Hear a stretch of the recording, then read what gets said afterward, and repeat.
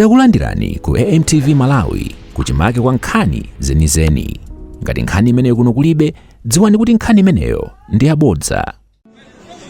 Zomwe zili kuno ndizonena kuti anyamata amene anabwera mamawa ndi zikwanje zawo akunena kuti mademo lero kulibe chifukwa chakuti akuti atopa kugwiritsidwa ntchito.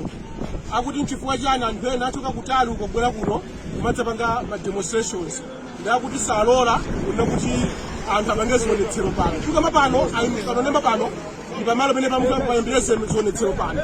Alipo mpano aunjikana alina kuti wawa salola kuti mademo achitike. Ine Sam Kalimira kuno mu mzinda wa Nzuzu.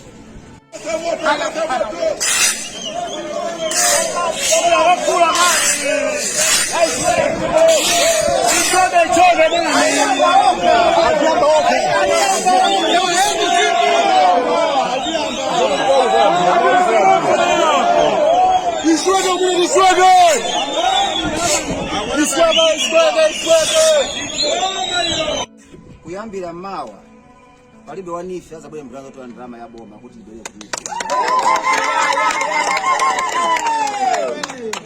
no ticket ya council kubwera mkati mwansika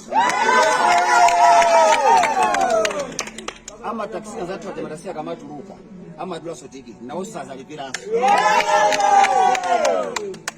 izinthu zimeendane nazi sipazapezeka kuti venda alipire pokapoka bomu edati yankha buno bwino ndikupasa makawata buno.